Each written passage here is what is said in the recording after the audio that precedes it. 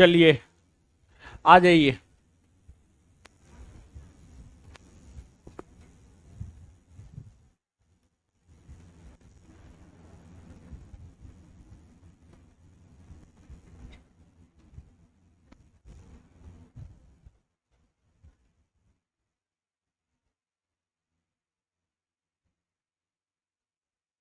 Math कब से शुरू होगा? बताइए इसको। बताइए इसको आप। सोमवार से शुरू होगा।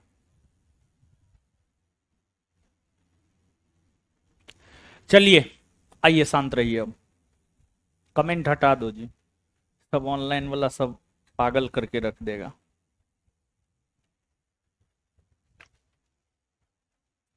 ऑनलाइन में अनुशासन नहीं रहता है, नियमितता नहीं रहता है। उसमें अनियमितता ज्यादा होता है। आज इन पहला क्लास में बताए हैं। ऑफलाइन वाला सबको मालूम है ना मैथ कब से होगा? बताइए। ऑनलाइन वाला सबको पते न है। आइए, यही अंतर है ऑफलाइन ऑनलाइन में। समझे? क्या समझे? क्या समझे जी? हैं? हाँ हाँ। क्या समझे? आइए अब। क्या चल रहा है? संविधान सभा ना।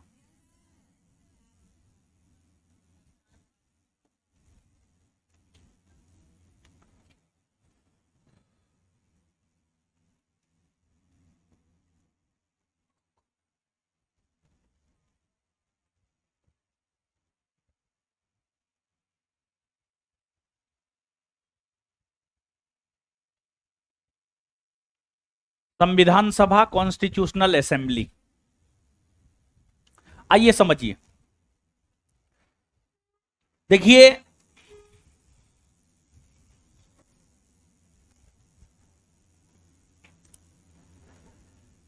देश में शासन प्रशासन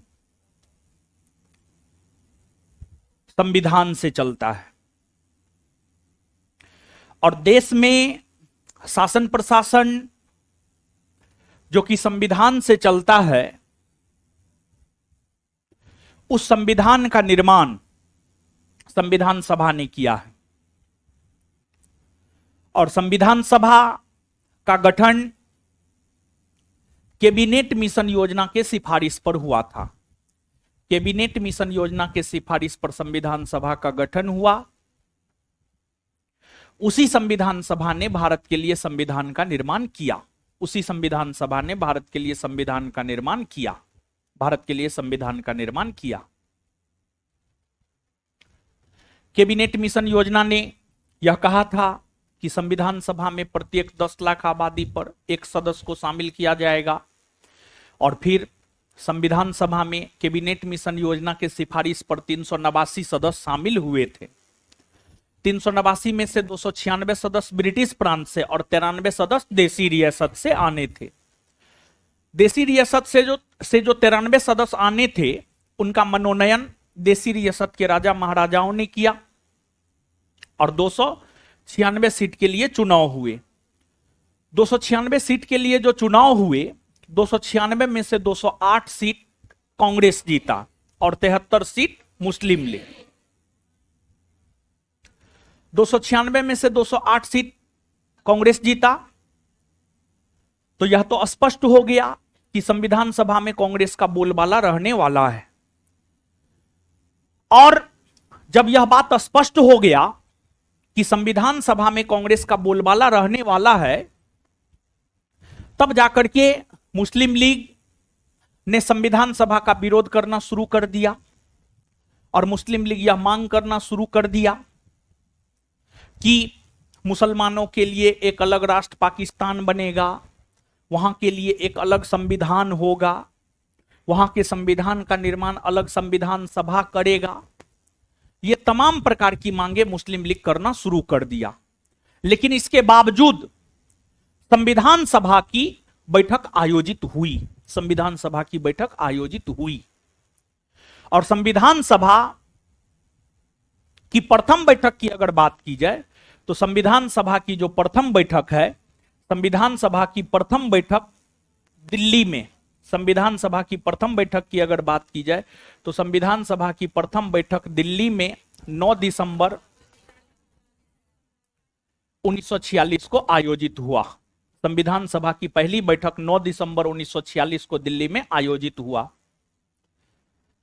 इस बैठक में 200 से अधिक सदस्य शामिल हुए थे, संभवतः 208,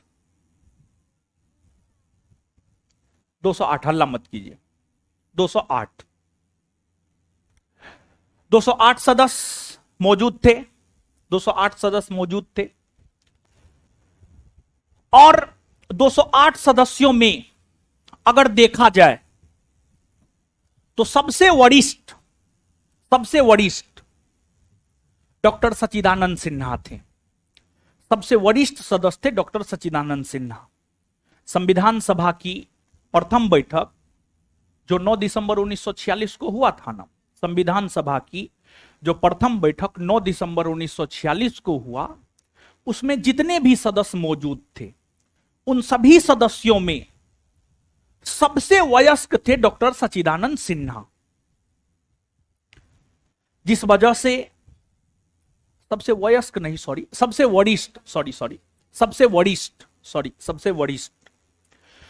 वरिष्ठ थे डॉक्टर सच्चिदानंद सिन्हा। तो सबसे वरिष्ठ सदस्य होने के नाते डॉक्टर सच्चिदानंद सिन्हा को प्रोटेम स्पीकर नियुक्त किया गया। प्रोटेम स्पीकर नियुक्त किया गया। प्रोटेम स्पीकर का हिंदी होता है अस्थायी अध्यक्ष। प्रोटेम स्पीकर का हिंदी होता है अस्थायी अध्यक्ष। प्रोटेम स्पीकर का हिंदी होता है अस्थायी अध्यक्ष। देखिए, जैसे अभी लोकसभा का चुनाव होता है तो लोकसभा के चुनाव में जितने नवनिर्वाचित सदस्य होते हैं उसमें से देखा जाता है सबसे वरिष्ठ सदस्य कौन है, और जो सबसे वरिष्ठ सदस्य होते हैं उन्हीं को प्रोटेम स्पीकर अर्थात अस्थायी अध्यक्ष नियुक्त कर दिया जाता है। जैसे कि 18वीं लोकसभा का अस्थायी अध्यक्ष या प्रोटेम स्पीकर कौन बना है? भर्तृहरि महताब, समझ गए? ओडिशा के कटक लोकसभा क्षेत्र से लोकसभा का चुनाव भर्तृहरि महताब जीते हैं। लगभग 7 बार लगातार, 7 बार लगातार एमपी बने हैं लोकसभा के। और यहां पर वरिष्ठता में जानते हैं उम्र नहीं देखा जाता है। आप ये मत सोचिएगा कि वरिष्ठता में उम्र देखा जाता है कि कौन 80 बरस का है, 85 बरस का है, 90 बरस का है। उम्र नहीं देखा जाता है, बल्कि यह देखा जाता है कि सबसे ज्यादा बार उस सदन का सदस्य कौन बना है। कोई 7 बार बना है, कोई 8 बार बना है, कोई 6 बार बना है, कोई 5 बार बना है। जो सबसे अधिक बार बना होगा वह सबसे वरिष्ठ माना जाएगा। कोई अगर 7 बार बना है, कोई 8 बार बना है तो 8 बार वाला सबसे वरिष्ठ माना जाएगा। अगर कोई 9 बार बना है लोकसभा का सदस्य तो सबसे वरिष्ठ जो 9 बार लोकसभा का सदस्य बना है वो वरिष्ठ माना जाएगा। वरिष्ठता में इस चीज को देखा जाता है, ना कि वरिष्ठता में उम्र को देखा जाता है। तो आप ये दिमाग में मत रखिएगा कि वरिष्ठता में उम्र को देखा जाता है, नहीं। वरिष्ठता में इस बात को देखा जाता है कि उस सदन का कितना बार वो सदस्य बना है। सबसे अधिक बार जो सदस्य बनता है उस सदन का, वही उस सदन का सबसे वरिष्ठ सदस्य माना जाता है। तो जो आपको डॉक्टर सच्चिदानंद सिन्हा थे, डॉक्टर सच्चिदानंद सिन्हा सबसे वरिष्ठ थे, जिस वजह से उन्हें संविधान सभा का प्रोटेम स्पीकर और अस्थायी अध्यक्ष बनाया गया। प्रोटेम स्पीकर और अस्थायी अध्यक्ष बनाया गया। 9 दिसंबर 1946 के ठीक 2 दिन बाद 11 दिसंबर 1946 को, 9 दिसंबर 1946 के ठीक 2 दिन बाद यानी 11 दिसंबर 1946 को, 11 दिसंबर 1946 को संविधान सभा का अस्थायी अध्यक्ष डॉक्टर राजेंद्र प्रसाद तथा संविधान सभा का उपाध्यक्ष एच.सी. मुखर्जी और संविधान सभा का संवैधानिक सलाहकार बी.एन. राव को बनाया गया। संविधान सभा में एक अध्यक्ष थे, 2 उपाध्यक्ष थे। पहला उपाध्यक्ष एच.सी. मुखर्जी और दूसरा उपाध्यक्ष वी.टी. कृष्णामाचारी। संविधान सभा के प्रथम उपाध्यक्ष एच.सी. मुखर्जी और दूसरा उपाध्यक्ष वी.टी. कृष्णामाचारी। फिर संविधान सभा में एक संवैधानिक सलाहकार था, संविधान सभा का संवैधानिक सलाहकार था BN. Raw. Benegal Rama raw. Benegal Rama raw अलग हैं और डॉक्टर भीमराव अंबेडकर अलग हैं, दोनों अलग अलग हैं। बी.एन. रॉ संविधान सभा के संवैधानिक सलाहकार थे और भीमराव अंबेडकर प्रारूप समिति के अध्यक्ष थे, प्रारूप समिति के अध्यक्ष थे। इसके बाद संविधान सभा ने अपना एक सचिव भी बनाया। जैसे आप देखते होंगे अध्यक्ष होता है, सचिव होता है, उपाध्यक्ष होता है, उसी प्रकार से संविधान सभा ने अपना एक सचिव भी बनाया। और संविधान सभा की अगर हम बात करें तो संविधान सभा का सचिव हुआ करता था एच.बी.आर. आयंगर। एच.बी.आर. आयंगर संविधान सभा के सचिव हुआ करते थे। तो यहां पर 3-4 फैक्ट हमने आपको बतलाया है। एक फैक्ट हमने आपको बतलाया है कि संविधान सभा के प्रोटेम स्पीकर और अस्थायी अध्यक्ष डॉक्टर सच्चिदानंद सिन्हा, संविधान सभा के अस्थायी अध्यक्ष राजेंद्र प्रसाद, संविधान सभा के प्रथम उपाध्यक्ष एच.सी. मुखर्जी, द्वितीय उपाध्यक्ष वी.टी. कृष्णामाचारी, संविधान सभा के संवैधानिक सलाहकार बी.एन. रॉ और संविधान सभा के सचिव एच.बी.आर. आयंगर। एच.बी.आर. आयंगर, एच.बी.आर. आयंगर। तो ये 5 फैक्ट है और इस 5 फैक्ट को आपको याद रखना है। और एक बात आप याद रखिएगा कि संविधान सभा की जो प्रथम बैठक हुई थी 9 दिसंबर 1946 को, इस बैठक का मुस्लिम लीग ने बहिष्कार किया था। संविधान सभा की प्रथम बैठक जो 9 दिसंबर 1946 को हुआ था, इस बैठक का मुस्लिम लीग ने बहिष्कार किया था। इस बैठक का मुस्लिम लीग ने बहिष्कार किया था। आपसे पूछा जाता है संविधान सभा की प्रथम बैठक का मुस्लिम लीग ने समर्थन किया था या मुस्लिम लीग ने बहिष्कार किया था, तो इसका उत्तर हो जाएगा मुस्लिम लीग ने संविधान सभा की प्रथम बैठक जो 9 दिसंबर 1946 को हुआ था, इसका बहिष्कार किया था। कुछ समझ में आया? बताइए। संविधान सभा की प्रथम बैठक कब हुई है? संविधान सभा की प्रथम बैठक कब हुई है? 9 दिसंबर 1900।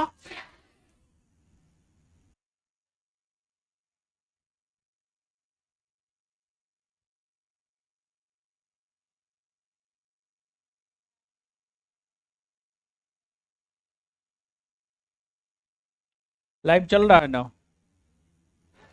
देखा?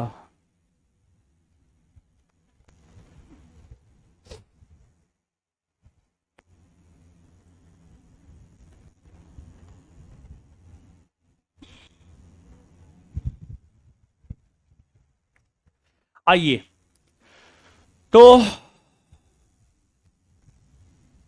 क्या हुआ? क्या हुआ? क्या हुआ?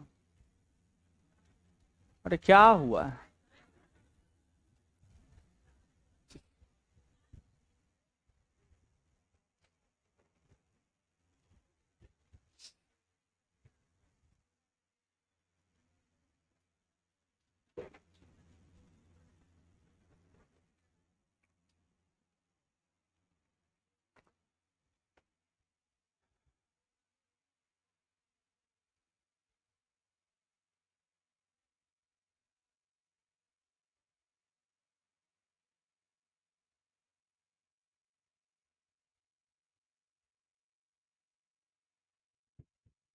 हो गया जी?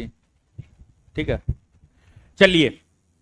तो ये सब जानते हैं, अभी जो हम आपको बताए ना ये सब फैक्ट है। अभी जो हम आपको बताएं, ऑनलाइन वाले लोग लाइट कट गया था, इसी वजह से हो सकता है 2-3 मिनट हमको लगता है डिस्टर्ब रहा है। चलिए, तो कुछ तो बताए हैं, नहीं छूटा उटा तो होगा नहीं। देखिए चल रहा है ना? चल रहा है ना? अरे वहां पे कमेंट पढ़ो ना यार, तो तुम कहवे करेगा चल रहा है। कमेंट पढ़ो, कमेंट से पता चलता है छूटा है कि नहीं छूटा है, यानी बंद नहीं हुआ है। सब ठीक है? ऑनलाइन वाले लोग एक बार बता दीजिए तो सब ठीक है।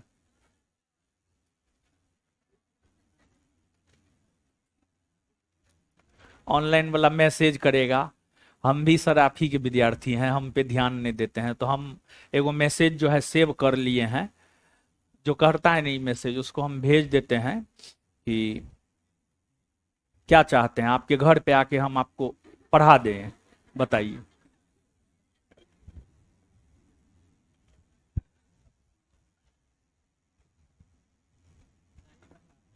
है सही है। हाँ तब चलिए, तो अभी जो है 4-5 फैक्ट हम आपको बताए हैं और ये फैक्ट जो है परीक्षा के लिहाज से महत्वपूर्ण है। खैर अभी तो हम आपको तुरंत याद करवा देंगे, अभी तुरंत आपको याद भी हो जाएगा, लेकिन कुछ देर के बाद, कुछ दिन के बाद जो है आप भी भूल जाइएगा रिवीजन के कमी के वजह से। तो आइए जो फैक्ट हम आपको बताए हैं उस फैक्ट को हम लोग करते हैं याद, फिर बढ़ेंगे आगे। तो बताइए, संविधान सभा की प्रथम बैठक कब हुई है? 9 दिसंबर 1900। संविधान सभा की प्रथम बैठक 9 दिसंबर 1946 को कहां हुई है? कहां हुई है? दिल्ली में हुई है। इसके बाद आगे बताइएगा कि संविधान सभा ने अपनी पहली बैठक में प्रोटेम स्पीकर किसे बनाया? किसे बनाया? डॉक्टर सच्चिदानंद। संविधान सभा के अस्थायी अध्यक्ष कौन बने? अस्थायी अध्यक्ष डॉक्टर राजेंद्र प्रसाद। संविधान सभा में कितने उपाध्यक्ष? कितने उपाध्यक्ष? कौन कौन? एच.सी. मुखर्जी और वी.टी. कृष्णा। संविधान सभा में कितने उपाध्यक्ष? कौन कौन? एच.सी. मुखर्जी और वी.टी. कृष्णा। संविधान सभा के सचिव कौन थे? एच.बी.आर. आयंगर। एच.बी.आर. संविधान सभा के सचिव कौन थे? संविधान सभा के सचिव एच.बी.आर. आयंगर। संविधान सभा के संवैधानिक सलाहकार बी.एन. रॉ। संविधान सभा के संवैधानिक सलाहकार, संवैधानिक सलाहकार, इतना बात ठीक है। अब देखिएगा संविधान सभा, संविधान सभा की अगर हम लोग बात करें तो संविधान सभा की प्रथम बैठक होने के बाद आगे यह तय किया गया कि एक निश्चित समय अंतराल पर संविधान सभा की बैठक आयोजित होगा और फिर एक निश्चित समय अंतराल पर संविधान सभा की बैठक आयोजित होता रहा। संविधान सभा ने यह भी तय किया कि संविधान के निर्माण को लेकर कई समितियों का गठन करना पड़ेगा और फिर आगे चलकर संविधान सभा ने संविधान के निर्माण को लेकर कई सारी समितियों का गठन किया। आगे चलकर संविधान सभा ने संविधान के निर्माण को लेकर कई सारी समितियों का गठन किया। संविधान सभा ने संविधान के निर्माण को लेकर 8 बड़ी और 13 छोटी समिति का गठन किया। 8 बड़ी और 13 छोटी समिति का गठन किया और ये जो समितियां हुआ करती थी, इन समितियों ने भी संविधान के निर्माण को लेकर कार्य किया। संविधान को बनाने में इन समितियों ने भी महत्वपूर्ण योगदान दिया। संविधान निर्माण को लेकर जो 8 बड़ी और 13 छोटी समिति गठित किए गए हैं, इसमें ऐसे तो हम 8 बड़ी समिति और छोटी समिति सबके अध्यक्ष आपके नोट में हम दे दिए, सबका अध्यक्ष। और इन समितियों के अध्यक्षों के विषय में याद रखना है। जैसे प्रारूप समिति है, प्रारूप समिति के अध्यक्ष कौन थे? प्रक्रिया नियम समिति है, उसके अध्यक्ष कौन थे? सदन समिति है, उसके अध्यक्ष कौन थे? राष्ट्रीय ध्वज को लेकर तदर्थ समिति है, उसके अध्यक्ष कौन थे? मतलब ये जो बड़ी समिति और छोटी समिति के अध्यक्ष है, यहां से प्रश्न आता है। आप इतना तो जागरूक निश्चित तौर पर हैं, थोड़ा बहुत तो क्वेश्चन बैंक सब आप देखते ही देखते हैं। तो संसदीय समिति से संविधान निर्माण करने वाली समिति से संबंधित प्रश्न, समिति के अध्यक्ष से संबंधित प्रश्न जो है आपसे आपके परीक्षा में पूछा जाता है। तो गौर से सुनिएगा विशेष तौर पर। ऐसे तो आपको 8 बड़ी और 13 छोटी सभी समिति के अध्यक्ष को याद रखना है, लेकिन अगर आप सभी समिति के अध्यक्ष को नहीं याद रख सकते हैं तो कम से कम 8 बड़ी समिति के अध्यक्ष को निश्चित तौर पर आपको याद रखना पड़ेगा। संविधान निर्माण करने वाली समितियों में जो 8 बड़ी समिति है उसके अध्यक्ष को आपको निश्चित तौर पर याद रखना पड़ेगा। अब देखिए 8 बड़ी समिति याद रखना कितना आसान है, बहुत ज्यादा टफ नहीं है, थोड़ा सा अगर आप दिमाग लगाएंगे तो याद रखना बहुत आसान है। देखिए जो 8 बड़ी समिति है, 8 बड़ी समिति में जानते हैं 3 गो समिति का अध्यक्ष जवाहरलाल नेहरू है, 2 गो समिति का अध्यक्ष राजेंद्र प्रसाद है, 1 गो समिति का अध्यक्ष भीमराव अंबेडकर है और 2 समिति का अध्यक्ष डॉक्टर भीमराव अंबेडकर है। तो 3 है, यहां पे लिख दे रहे हैं 3 गो बड़ी, सॉरी सरदार पटेल है, हाँ सरदार पटेल है, क्या बोल दिए थे, नहीं भीमराव अंबेडकर 1 समिति के अध्यक्ष, सरदार पटेल 2 समिति के अध्यक्ष, सरदार पटेल 2 समिति के अध्यक्ष। तो देखिए 8 बड़ी समिति में 3, एक आपको संघ शक्ति समिति, संघ शक्ति समिति, दूसरा संघ संविधान समिति, तीसरा राज्यों से समझौता करने वाली समिति,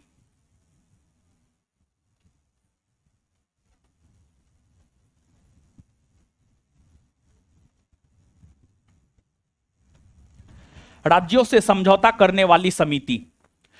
ये तीनों बड़ी समिति के अंतर्गत आता है और ये तीनों बड़ी समिति के अंतर्गत आता है और इन तीनों समितियों के अध्यक्ष है आपको जवाहरलाल नेहरू। इन तीनों समितियों के अध्यक्ष है जवाहरलाल नेहरू। देखिए समझिएगा, एक बात आप समझिएगा, आजादी के समय जानते हैं जैसे आज के भारत की अगर आप बात करेंगे तो आज के भारत में 2 प्रकार के क्षेत्र हैं। आज के भारत में 2 प्रकार के क्षेत्र हैं, एक है राज्य और दूसरा है केंद्र शासित प्रदेश। उसी प्रकार अगर आप 1947 के समय की भारत की बात करेंगे तो उस समय में भी भारत में 2 प्रकार का क्षेत्र था, एक ब्रिटिश प्रांत और एक देसी रियासत। तो देसी रियासतों का भारत में विलय किया जाए, इसको लेकर देसी रियासत मंत्रालय का गठन हुआ था और देसी रियासत मंत्रालय के अध्यक्ष बनाए गए थे सरदार वल्लभ भाई पटेल को। देसी रियासतों का भारत में विलय हो, देसी रियासतों का भारत में विलय करने की जिम्मेवारी सरदार वल्लभ भाई पटेल को दी गई थी। लेकिन जो ब्रिटिश प्रांत हुआ करते थे, ब्रिटिश प्रांत का भारत में विलय हो, यह जिम्मेवारी जवाहरलाल नेहरू को दिया गया था। गौर फरमाइएगा आप इस बात पे, नहीं तो यहां पर कंफ्यूज होइएगा। और एक बात हम बताते हैं आपको, राज्यों से समझौता करने वाली समिति का अध्यक्ष पूछेगा ना, ऑप्शन ए में ही रहेगा सरदार पटेल, और विद्यार्थी सरदार पटेल को टिक करके खुश हो जाएगा, जबकि जो कि वो गलत आंसर है। देखिए देसी रियासत अलग चीज, ब्रिटिश प्रांत अलग चीज है। ब्रिटिश प्रांत जहां अंग्रेजों का शासन था, देसी रियासत जहां राजा महाराजाओं का शासन था।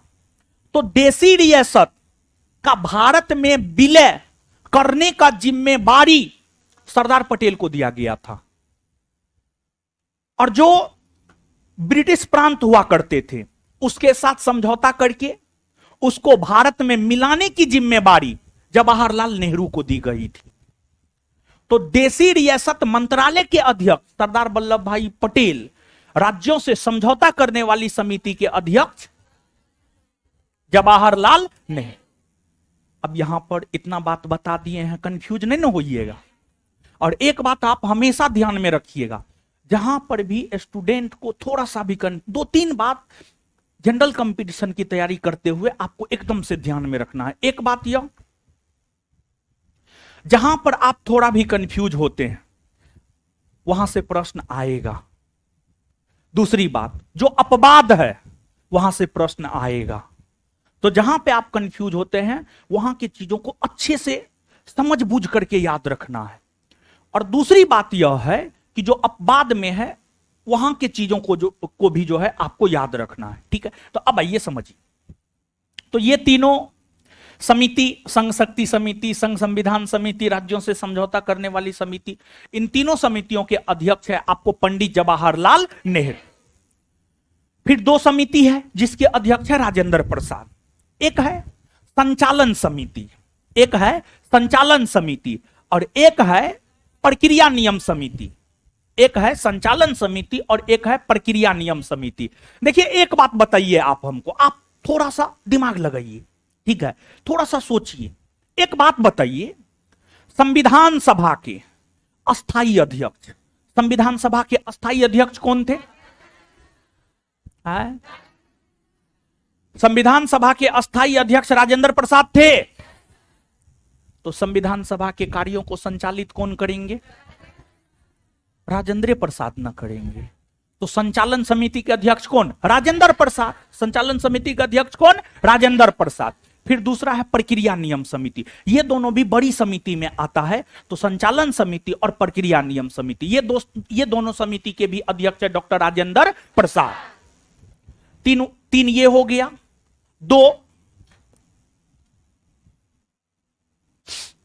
एक संचालन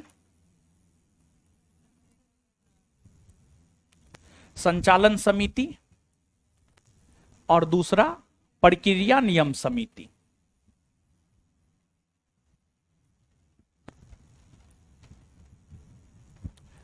इन दोनों के अध्यक्ष है राजेंद्र प्रसाद।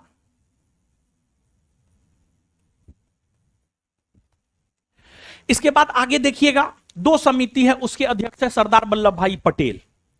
एक है प्रांतीय संविधान समिति, प्रांतीय संविधान समिति, और एक है मूल अधिकार अल्पसंख्यकों को लेकर, अल्पसंख्यकों के अधिकार को लेकर उपसमिति। मूल अधिकार और अल्पसंख्यकों को लेकर उपसमिति, इसके भी अध्यक्ष है आपको सरदार वल्लभ भाई पटेल। तो प्रांतीय संविधान समिति, मूल अधिकार और अल्पसंख्यकों को लेकर समिति के अध्यक्ष है सरदार वल्लभ भाई पटेल। तो 5 2 7 हो गया। और फिर एक बड़ी समिति में और आता है प्रारूप समिति। एक बड़ी समिति में आता है प्रारूप समिति। प्रारूप समिति के अध्यक्ष है डॉक्टर भीमराव अंबेडकर। 8 बड़ी समिति हो गया। ये 8 बड़ी समिति के अध्यक्ष को आप निश्चित तौर पर याद रखिएगा, क्योंकि अगर संविधान निर्माण करने वाली समिति के अध्यक्ष से प्रश्न पूछा जाता है तो बोर्ड पहला प्रायोरिटी यही देता है कि ये जो 8 बड़ी समिति है इसी में से किसी के अध्यक्ष के बारे में आपसे पूछ ले। बोर्ड का पहला प्रायोरिटी यही होता है। और जब यहां से नहीं मन करता है पूछने का तब छोटी समिति में जाता है, लेकिन पहला प्रायोरिटी में बोर्ड के यही होता है, समझिए, क्योंकि यही महत्वपूर्ण समिति है। तो एक बार इन 8 समितियों के अध्यक्ष को हम लोग याद कर लेते हैं और इसके बाद आगे बढ़ेंगे। और एक बात और आप जानिए, इन 8 बड़ी समितियों में अगर आप देखेंगे तो इन 8 बड़ी समितियों में सबसे महत्वपूर्ण और सबसे विशिष्ट समिति प्रारूप समिति था। सबसे महत्वपूर्ण और सबसे विशिष्ट समिति प्रारूप समिति था। सबसे महत्वपूर्ण और सबसे विशिष्ट समिति था प्रारूप समिति। और प्रारूप समिति का गठन आजादी के बाद हुआ है। हम लोगों को आजादी 15 अगस्त 1947 को मिला है। गौर कीजिएगा इस बात पे, हम लोगों को आजादी 15 अगस्त 1947 को मिला है। आजादी के बाद प्रारूप समिति का गठन हुआ।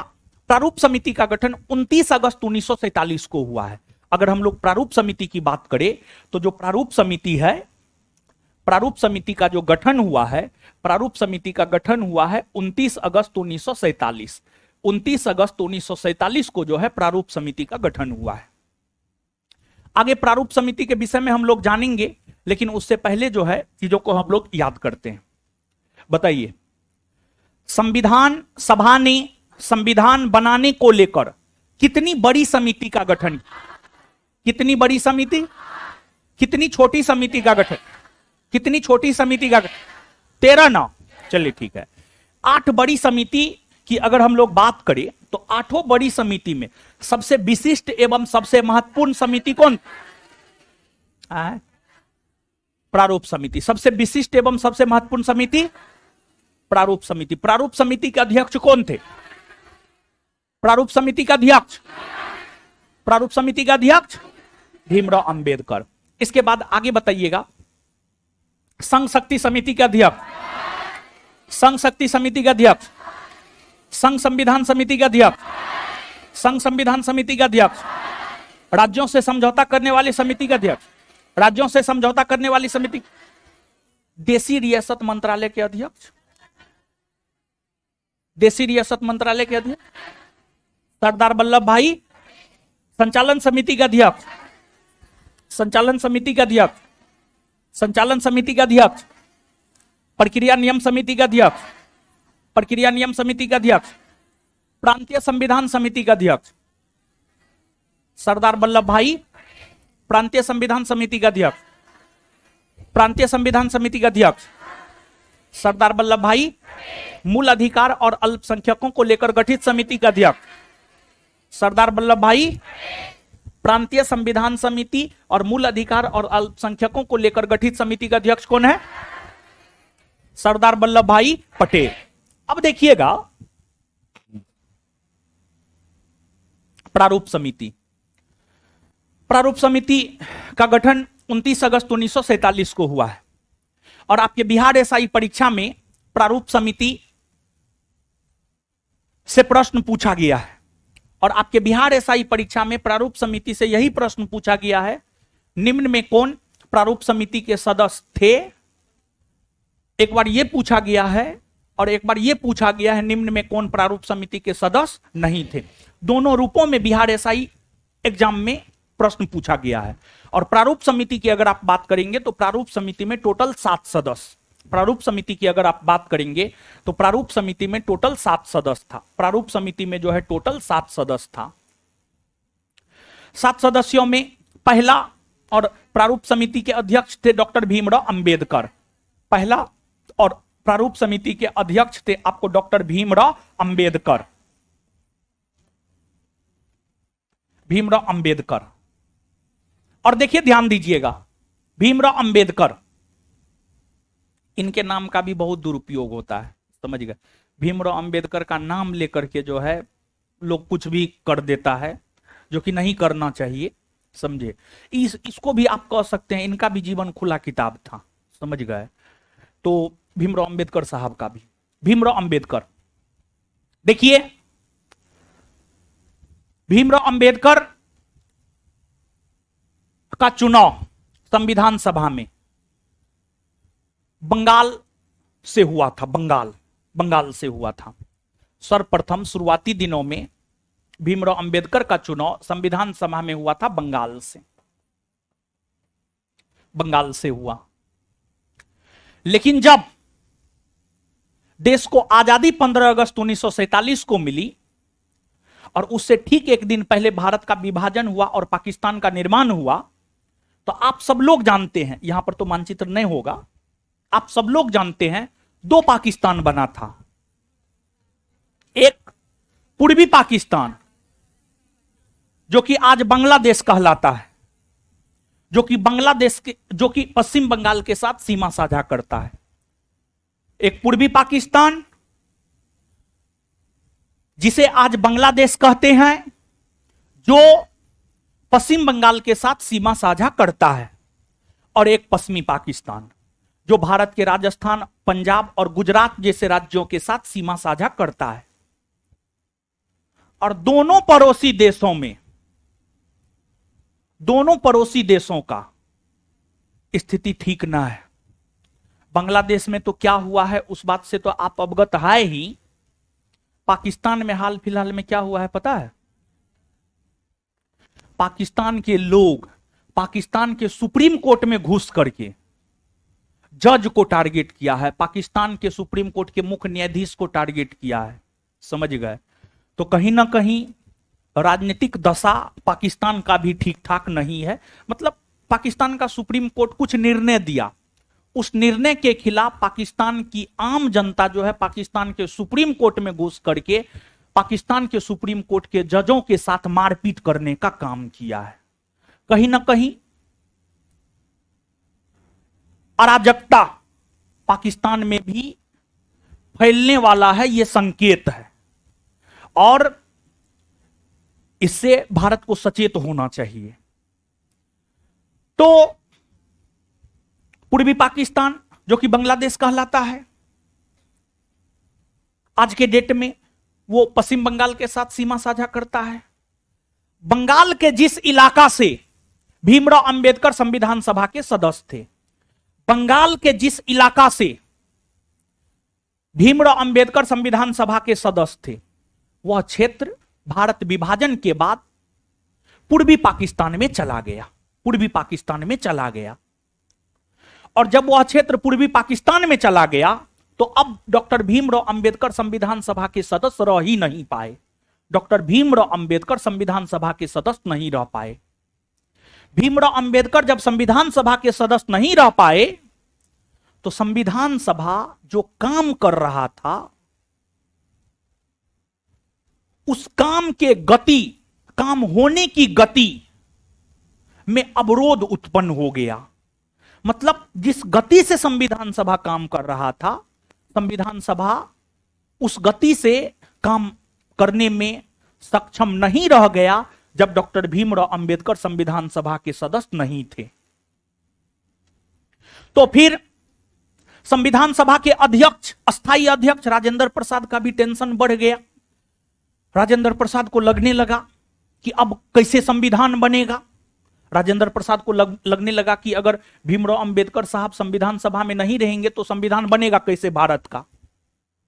तत्पश्चात राजेंद्र प्रसाद मुंबई प्रेसिडेंसी के पूना क्षेत्र से संविधान सभा के सदस्य थे एमआर जयकर। मुंबई प्रेसिडेंसी के पूना क्षेत्र से, पुणे का इलाका, पुणे जान रहे हैं, पुणे महाराष्ट्र में है। महाराष्ट्र के पुणे के इलाका से संविधान सभा के सदस्य थे एमआर जयकर।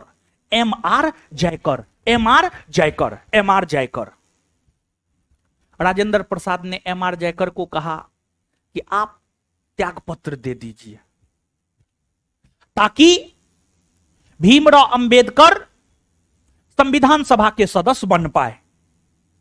और राजेंद्र प्रसाद के कहने पर, संविधान सभा के अस्थायी अध्यक्ष राजेंद्र प्रसाद के कहने पर एमआर जयकर संविधान सभा के सदस्य पद से त्यागपत्र दे दिया। और फिर पुणे क्षेत्र से, मुंबई के पुणे क्षेत्र से भीमराव अंबेडकर दोबारा संविधान सभा के सदस्य बन पाए, दोबारा संविधान सभा के सदस्य बन पाए। और जब दोबारा संविधान सभा के सदस्य भीमराव अंबेडकर बने तो फिर से संविधान सभा जो है आपको काम करना शुरू कर दिया। और अगर आपसे पूछे भीमराव अंबेडकर कहां से संविधान सभा के सदस्य बने या थे, सुनिए ना, पूरा सुनिए ना, काहे अकबकाते हैं इतना, ठीक है, अकबकाइए मत ज्यादा, समझिए। इसी सब स्थिति में क्वेश्चन गलती करके आ जाइएगा। क्वेश्चन लिखते हैं अब,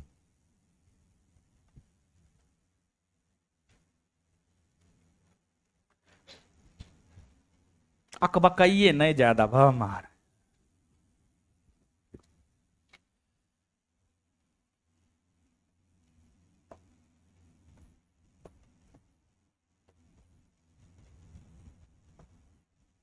Bhimrao Ambedkar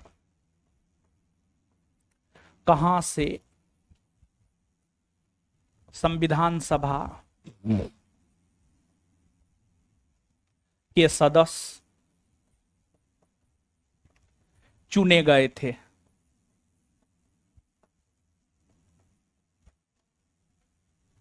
option A Bengal presidency,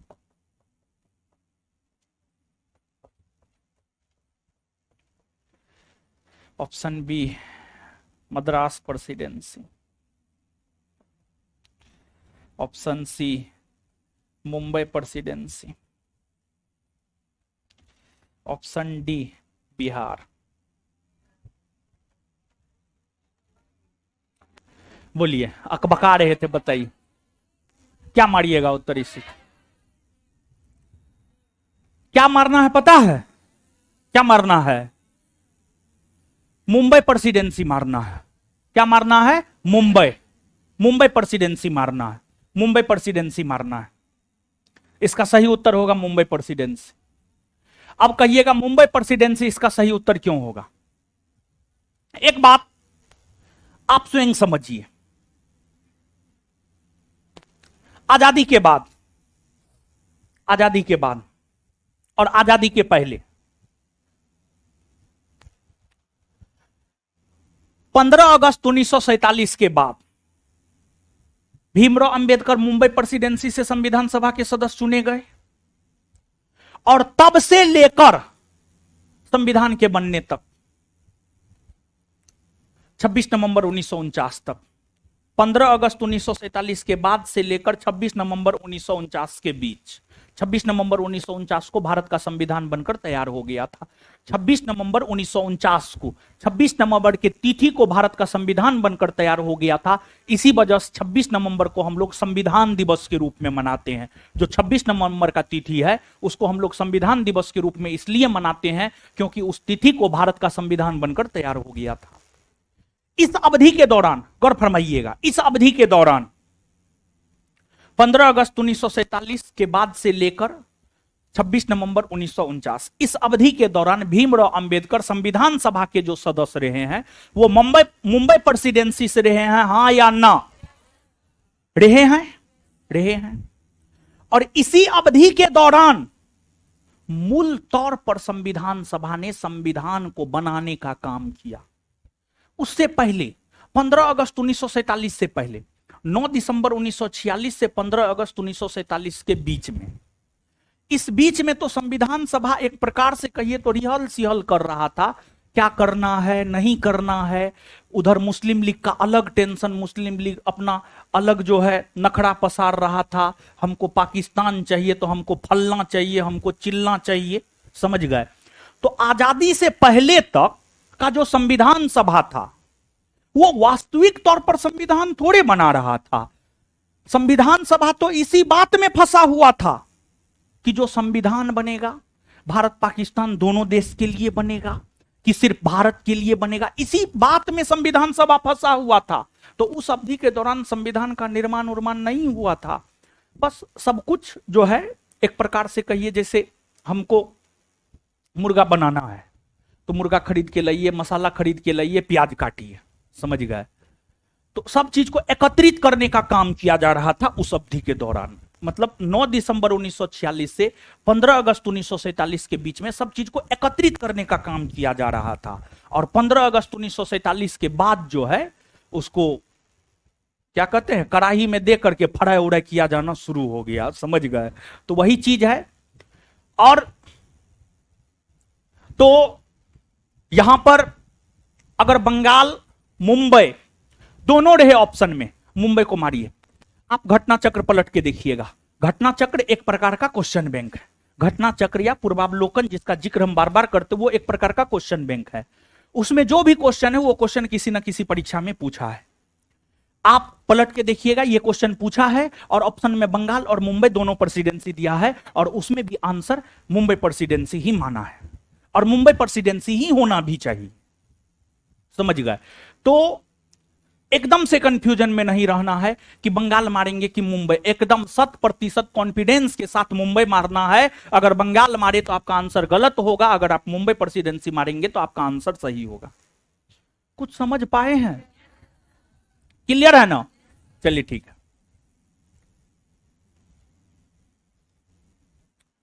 तो प्रारूप समिति में टोटल 7 सदस्य, पहला और अध्यक्ष सदस्य थे डॉक्टर भीमराव अंबेडकर।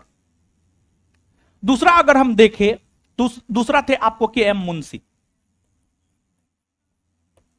कन्हैयालाल मानिकलाल मुंशी। तीसरा अगर हम देखें तो सर अल्लादी कृष्ण स्वामी अय्यर।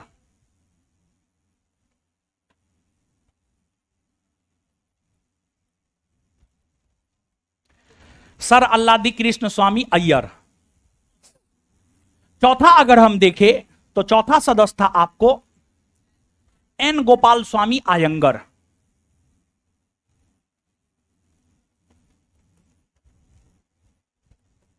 एन गोपाल स्वामी आयंगर। पांचवा अगर हम देखें तो सैयद मोहम्मद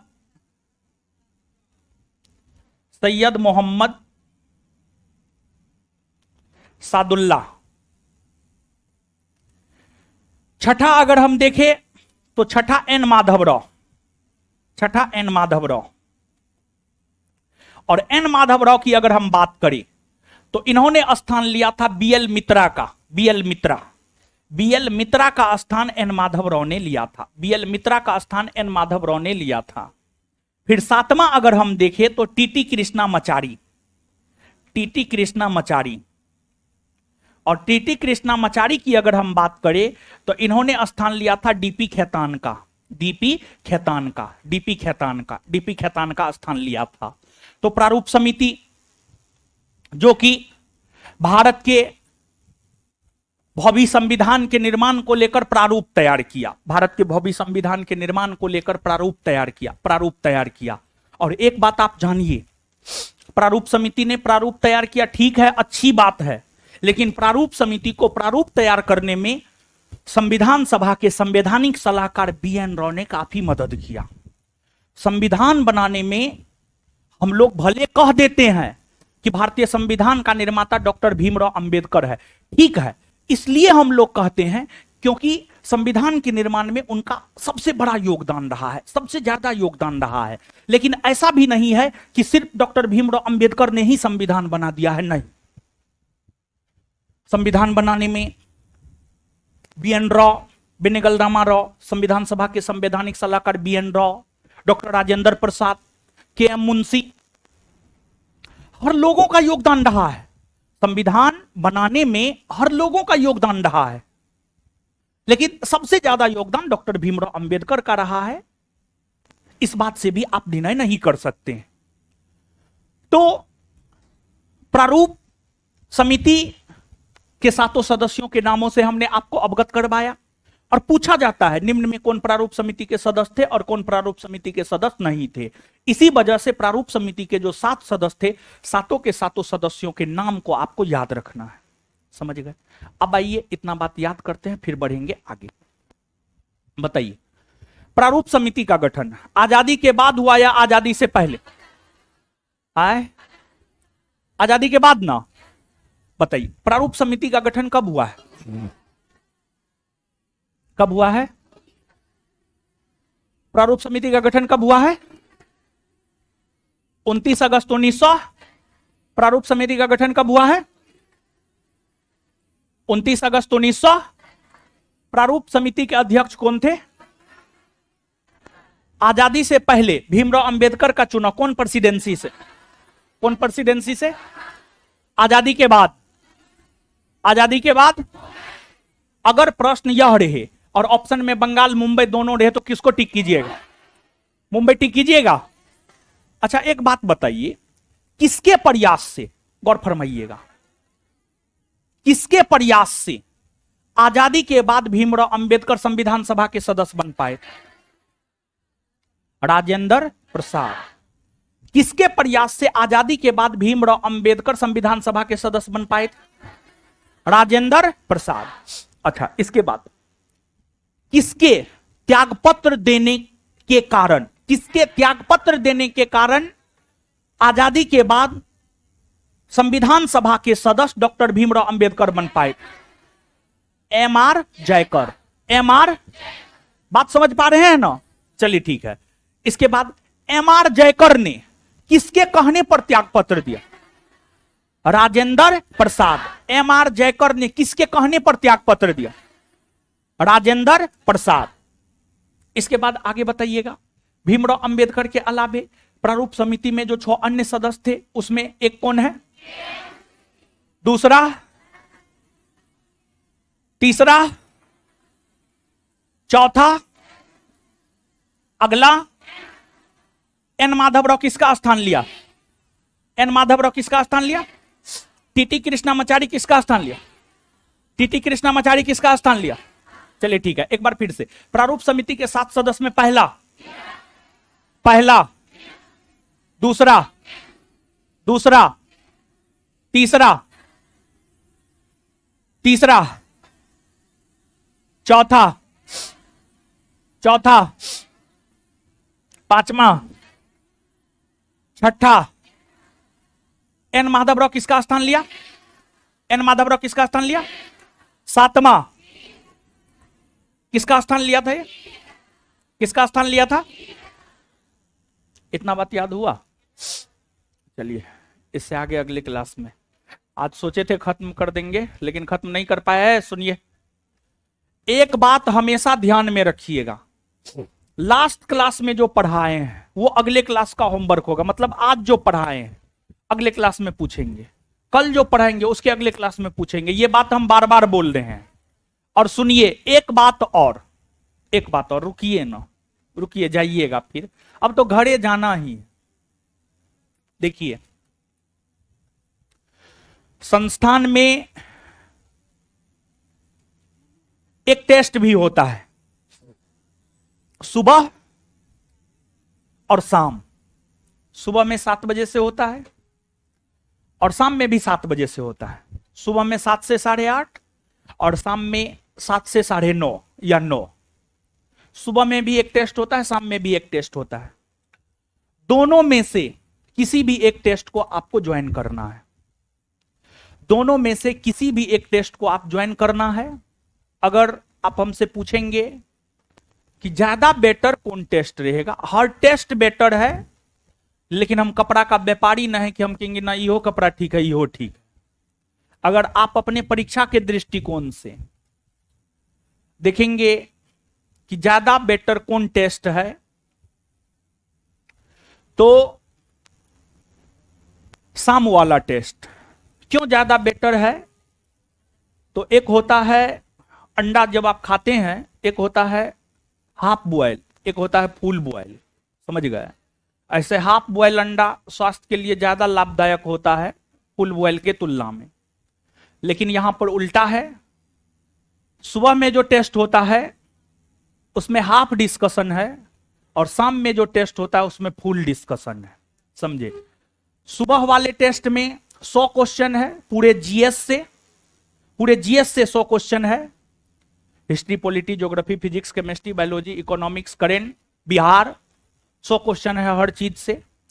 शाम वाले टेस्ट में 50 क्वेश्चन है, एक दिन हिस्ट्री, पॉलिटी, ज्योग्राफी और एक दिन जो है फिजिक्स, केमिस्ट्री, बायोलॉजी, और सप्ताह में एक दिन इकोनॉमिक्स और करेंट का टेस्ट है। समझ गए? तो दोनों टेस्ट अपने अपने जगह पर बेहतर है। टेस्ट स्पेशली हम शाम वाले टेस्ट के लिए बोल रहे हैं। बैच में जो आपको पढ़ाया जाता है वो खाना है, और खाना खाने के बाद अगर पानी नहीं पीजिएगा तो खाना पचेगा नहीं, अनपच हो जाएगा, वोमिटिंग हो जाएगा। समझ गए? डिहाइड्रेशन के शिकार हो जाएंगे, ज्यादा डिहाइड्रेशन हो जाएगा तो मर भी सकते हैं आप। बैच में जो पढ़ाते हैं वो खाना है और जो टेस्ट होता है वो पानी है। तो पानी पीना जरूरी है अगर आप चाहते हैं कि खाना पच जाए तो। मतलब अगर आप चाहते हैं रिजल्ट हो तो टेस्ट देना जरूरी है। चाहे आप ऑफलाइन टेस्ट दीजिए, चाहे आप ऑनलाइन टेस्ट दीजिए, किसी भी मोड में आप टेस्ट दीजिए, लेकिन आप टेस्ट जरूर दीजिए। देखिए, टेस्ट देने से होता क्या है, जैसे सब्जेक्टिव पढ़ा रहे हैं, ऑब्जेक्टिव भी करवा रहे हैं। भले ऑब्जेक्टिव का हम वीडियो अवेलेबल करवा रहे हैं, आप में से कुछ लोग करते होंगे, कुछ लोग नहीं करते होंगे, ये भी बात हम जानते हैं। ऑब्जेक्टिव करवाने का एकमात्र उद्देश्य है कि कंफ्यूजन क्लियर करना। टेस्ट देने से आपका कंफ्यूजन क्लियर होगा और ऑब्जेक्टिव क्वेश्चन पर पकड़ बनेगा, क्या आंसर होगा क्या नहीं होगा, डाउट क्लियर होगा। जैसे आप 2 ऑप्शन छांट लेते हैं, 2 ऑप्शन नहीं छांट पाते हैं, तो ये सब जो कमी है आप में, टेस्ट देने से ये सब कमी जो है आपका दूर होगा, डाउट आपका क्लियर होगा। समझे? तो इसी वजह से टेस्ट देना जरूरी है। हमारा काम है आपका मार्गदर्शन करना, आपका काम है मानना या ना मानना, आपको मानना होगा मानिएगा, नहीं मानना होगा मत मानिएगा। इससे आगे मिलते हैं हम लोग अगले क्लास में। धन्यवाद सभी लोगों का। और अगले क्लास का होमवर्क यही है, आज जो पढ़ाया गया है अगले क्लास में पूछेंगे, तो आज पढ़ाए गए चीजों का आप रिवीजन करके अगले क्लास में आएंगे। धन्यवाद सभी लोगों का।